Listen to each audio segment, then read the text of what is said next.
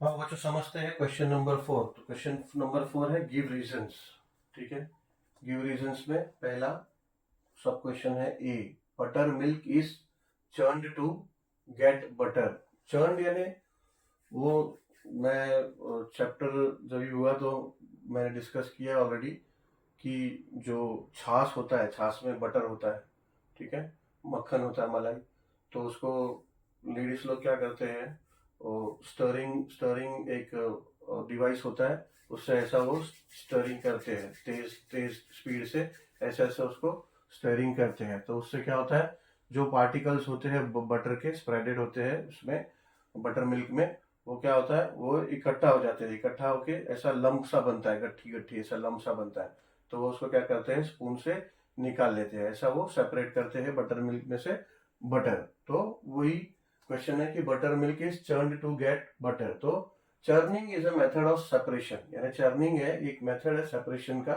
इसमें क्या होता है, in which spreaded particles of butter in butter milk is separated by stirring. ठीक है, स्टरिंग से बटर को बटर मिल्क से सेपरेट करते हैं।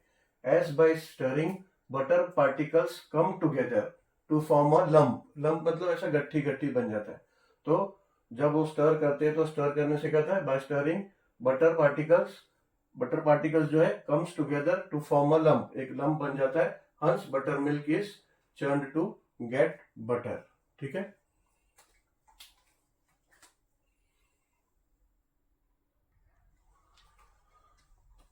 सब क्वेश्चन बी है क्वेश्चन नंबर 4 का। Give reason. In chromatography the ingredients of mixture rise up to limited height while, actually इधर while होना चाहिए बट टेक्स्ट बुक में भी when है। when water rises up to upper end of the water, नहीं बराबर है, when ही आएगा। ठीक है, और जैसा जैसा वाटर राइज होगा तो अलग अलग इंग्रेडिएंट्स भी राइज होगा, बट वो कम राइज होगा तो वो नीचे के लेवल पे स्टिक होते रहेंगे फिल्टर पेपर पे, और वाटर अब ऊपर राइज होगा। बराबर है question.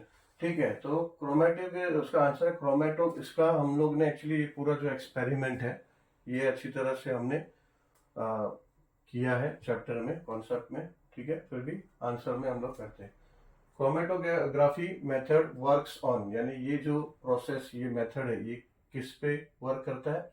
First, solubility, as how well the substance dissolve in the solvent that moves up, यानी कितने अच्छी तरह से सॉल्वेंट क्या है आपका, वाटर में, इसमें सॉल्वेंट में अलग अलग इंक मिक्स करके ये एक्सपेरिमेंट किया है।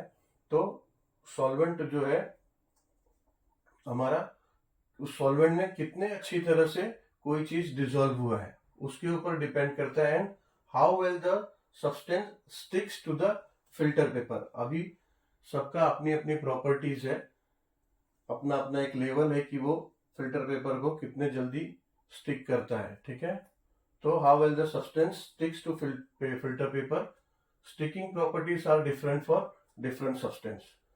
हर अलग अलग सब्सटेंस का अपना अलग अलग स्टिकिंग प्रॉपर्टीज है, कोई जल्दी स्टिक करता है, कोई लेट करता है, थोड़ी देर में करता है, ऐसा। Water is a solvent that rises up fast. Water क्या है, वो किसी भी चीज को, यानी कोई फ्लोटिंग मटेरियल है, कोई फिल्टर पेपर है या कोई अब्जॉर्प्शन पैड, कोई भी आप उसको, ये अगर उसके अंदर डीप करोगे तो वो उसको बाहर फेंकने की, उसको फ्लोट कराने की, अपने ऊपर फ्लोट कराने की कोशिश करता है। तो इसके लिए वाटर जल्दी राइज होता है। ठीक है, तो water is a solvent that rises up fast and get observe to filter paper quickly. तो वाटर जल्दी ऑब्जर्व होता है। whereas other ingredients rises up slowly, बाकी का जो इंग्रेडिएंट है वो जल्दी से राइज नहीं होते, क्योंकि वो वाटर की स्पीड से उसको, उस फिल्टर पेपर को या फिर एब्जॉर्प्शन फिल्टर को, पेपर को वो फ्लोट कराने की उतनी कोशिश नहीं करता जितना वाटर।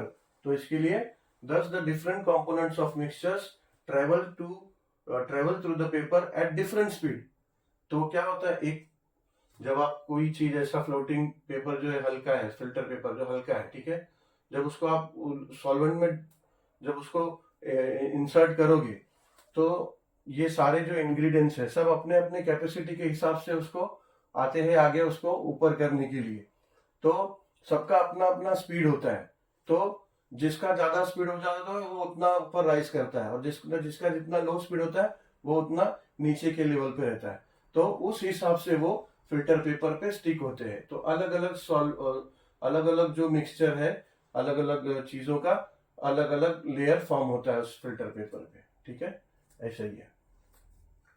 तो thus the different components of mixture travels to the paper at different speed separating from each other। ऐसा धीरे धीरे वो सेपरेट हो जाते हैं एक दूसरे से।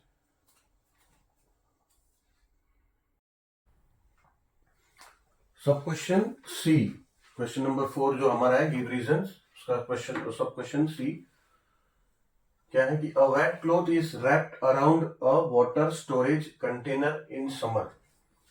यानी गर्मियों के मौसम में जो कंटेनर होता है जिसमें पानी स्टोर करके रखते हैं पीने के लिए, तो उसको रैप करते हैं कपड़े से रैप करते हैं और वो कपड़े को गीला कर देते हैं। तो वो क्यों करते हैं ऐसा पूछ रहे हैं। तो उसका बेनिफिट है, वो क्या होता है कि जब वो कपड़े को गीला करके रैप करते हैं या फिर रैप करके उसको ऊपर पानी डाल के गीला करते हैं, तो उससे क्या होता है, जो हीट होता है गर्मियों के मौसम में जो हीट होता है, वो हीट की वजह से इवोपोरेशन क्रिएट होता है। वो कपड़ा जो गीला होता है इवोपोरेशन क्रिएट होता है, उसका पानी इवोपोरेट होता है। वो पानी इवोपोरेट होने से उसके आसपास का जो क्लाइमेट है वहां भी इवोपोरेशन होने लगता है। तो वो इवोपोरेशन का एक नॉर्मल फिजिक्स है, साइंस ऐसा है कि एक एक किसी चीज के एक तरफ अगर इवोपोरेशन होता है तो उसके अदर साइड कूलिंग फॉर्म होता है। ये नॉर्मल साइंस है कि अगर लाइक फॉर एग्जांपल मटका, ठीक है, अभी तो कपड़ा तो रैप किया तो उसका तो चलो बेनिफिट है कि कपड़ा रैप किया तो इवोपोरेशन क्रिएट हुआ, तो उसके अंदर की तरफ यानी ऑपोजिट साइड में, एक साइड में अगर इवोपोरेशन हुआ तो एक साइड में उसके कूलिंग होता है। नॉर्मली हम कपड़ा भी नहीं कंसिडर करते, मटका जो होता है, मटका आपने देखा है हमारे ट्रेडिशन हिस्ट्री से ऐसे मटके में पानी पीने का रखते हैं। उसका कारण ये है कि यही प्रोसेस, अगर और वो मटका के अंदर का पानी ज्यादा ठंडा होगा अगर ज्यादा हीट में आपने रखा, जितना ज्यादा हीट में रखोगे उतना ज्यादा अंदर का पानी ठंडा होगा। उसका कारण यही है। और ऑब्वियसली आजकल के स्टाइल का मटका नहीं, आजकल बड़े स्टाइल का मटका है जिसको पेंट कर दिया है, आगे पीछे से दोनों जगह से, अंदर से और बाहर से पेंट करके भी ये मटका दे रहा है, तो उसका कोई बेनिफिट नहीं है, ठीक है, क्योंकि वो उसको प्योर मिट्टी का मटका होता है तो वो पानी को ऑब्जर्व करता है। और ऐसे मटके को जब आप अंदर पानी रखोगे और धूप में रखोगे, यानी उसको हीट मिलेगा, जितना उसको हीट मिलेगा उतना इवोपोरेशन होगा, जितना इवोपोरेशन होगा बाहर से इवोपोरेशन होगा। मटका कैसे बनता है, मिट्टी से, ठीक है, तो वो पानी को ऑब्जर्व करता है, अंदर अगर आपने पानी रखा है तो वो ऑब्जर्व करेगा, तो उसके सरफेस तक, मटके के सरफेस, आउटर सरफेस तक पानी ऐसा ऑब्जर्व होके आता है। तो जब धूप उसके ऊपर हीट पड़ता है तो हीट पड़ने से वहां पे इवोपोरेशन क्रिएट होता है, और जब वो इवोपोरेशन क्रिएट होता है तो मटके के अंदर कूलिंग पैदा होती है, और वो कूलिंग होने की वजह से अंदर का पानी कूल होता है, ठीक है। तो मटके को आप जितना धूप में घर में रखोगे तो उतना बेनिफिट नहीं होता है। अगर घर में ऑब्वियसली उतना हीट है तो जितना हीट में रहेगा मटका, अंदर का पानी उतना ज्यादा ठंडा होगा, ये नेचर है, ठीक है।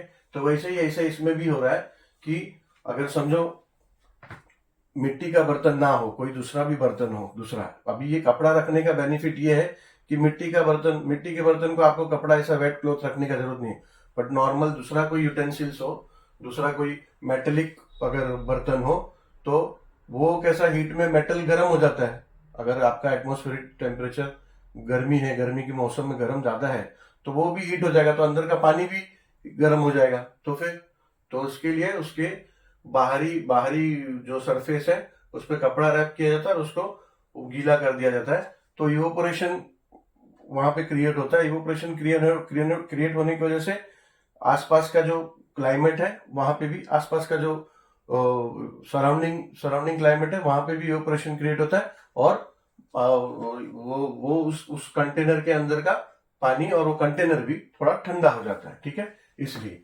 तो इसका आंसर कैसे होगा, the water present in the cloth evaporates due to the atmospheric heat in summer and heat also evaporates, और जो हीट है बाहर, उसके बाहर जो हीट है वो भी इवोपोरेट होता है। आजू बाजू में जो क्लाइमेट है, जो क्लाइमेटिक कंडीशन है बाजू का, आसपास का, सराउंडिंग का, वो हीट को भी इवोपोरेट कर लेता है, नेचर जो है वो इवोपोरेट हो जाता है। Thus the container and water inside container gets cool. Hence a wet cloth is wrapped around a water storage container in summer. ठीक है, ये समझ में आया तो आपको आंसर फ्रेम करने में इजी होगा.